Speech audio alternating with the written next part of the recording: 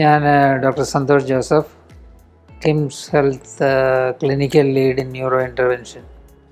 ഇന്ന് നമ്മൾ ഡിസ്കസ് ചെയ്യാൻ പോകുന്ന വിഷയം സ്ട്രോക്ക് എന്നതിനെക്കുറിച്ചാണ്. സ്ട്രോക്ക് എന്ന ജനറൽ പദം കൊണ്ട് ഉദ്ദേശിക്കുന്നത് നോൺ കൺവൾസീവ് ന്യൂറോളജിക്കൽ ഡെഫിസിറ്റ്, അതായത് എപ്പിലെപ്സി കൂടാതെയുള്ള വിഷയങ്ങളിൽ പെട്ടെന്ന് സഡനായിട്ട് കൈകാലുകളുടെ ചലനശേഷി നഷ്ടപ്പെടുക, വിഷൻ സഡനായിട്ട് പോവുക,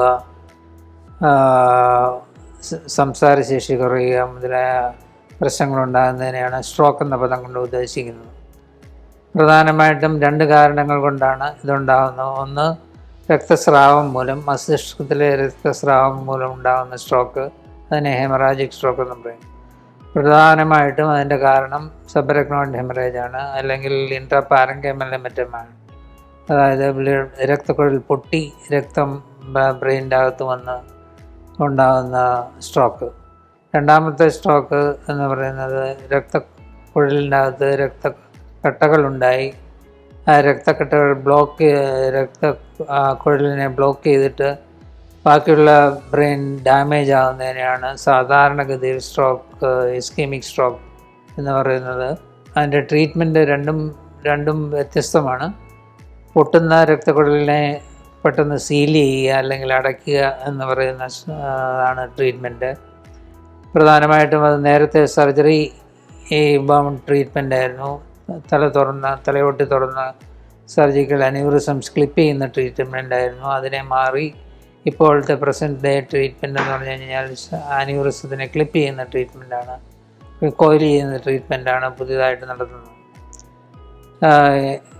ഇസ്കീമിക് സ്ട്രോക്ക്, രക്തക്കട്ടകൾ കൊണ്ട് ഉണ്ടാകുന്ന സ്ട്രോക്കിനെ നമുക്ക് മാറ്റാവുന്ന ഒരു ആധുനിക ചികിത്സാ രീതിയാണ് ത്രോംബക്ടമി. അതായത് രക്തക്കുഴൽ തല തുറക്കാതെ തന്നെ സർജറിയുടെ സഹായം കൂടാതെ രക്തക്കുഴലിൻ്റെ അകത്ത് രക്തക്കെട്ടുകൾ നീക്കം ചെയ്യാൻ വേണ്ടിയിട്ട് ഹാർട്ടിലെ സ്റ്റെൻറ്റ് ഇട്ട് എക്സ്പാൻഡ് ചെയ്യുന്ന മാതിരി വേറൊരു സ്റ്റെൻറ്റ് ബ്രെയിനിൻ്റെ അകത്തേക്ക് പോകുന്ന പ്രത്യേക സ്റ്റെൻറ്റ് കടത്തി അതിൻ്റെ അകത്തുനിന്ന് എക്സ്പാൻഡ് ചെയ്ത് രക്തക്കുഴലിലുള്ള രക്തക്കെട്ടുകളെ ആസ്പിറേറ്റ് ചെയ്തും അതോടൊപ്പം തന്നെ സ്റ്റെൻറ്റിൻ്റെ സഹായം മൂലം വലിച്ചു മാറ്റുന്ന ശസ്ത്രക്രിയയാണ് എന്ന ഇൻ്റർവെൻഷനെയാണ് ത്രോംബക്ടമി എന്ന് പറയുന്നത്.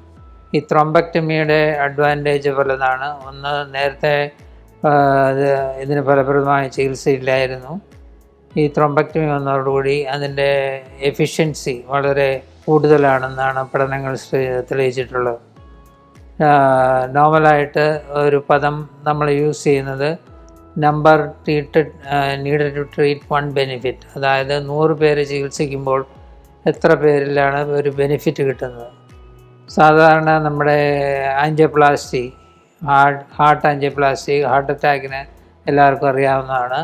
അതിന് ബെനിഫിറ്റ് കിട്ടണമെങ്കിൽ 20 പേരെ ട്രീറ്റ്മെൻറ്റ് ചെയ്യുമ്പോഴത്തേനും ഒരാൾക്കാണ് അല്ലെങ്കിൽ 2 പേർക്കാണ് അതിൻ്റെ പോസിറ്റീവായിട്ടുള്ള ബെനിഫിറ്റ് കിട്ടുന്നത്. അതേസമയം ഇസ്കീമിക് സ്ട്രോക്കിനെ സംബന്ധിച്ചിടത്തോളം മോസ്റ്റ് ഇമ്പോർട്ടൻ്റ് ആയിട്ടുള്ള കാര്യം എന്താണെന്ന് ചോദിച്ചു കഴിഞ്ഞാൽ പേഷ്യൻറ്റിനെ കറക്റ്റ് വിൻഡോ പീരീഡിൽ എത്തിക്കുക, സ്ട്രോക്ക് റെഡി സെൻറ്ററിലേക്ക് എത്തിക്കുക, സ്ട്രോക്ക് ത്രോംബക്ടമി ചെയ്യാൻ സാധ്യതയുള്ള ഹോസ്പിറ്റലിലേക്ക് എത്തിക്കുക എന്നുള്ളതാണ് വളരെ ഇമ്പോർട്ടൻ്റ് ആയിട്ടുള്ള കാര്യം.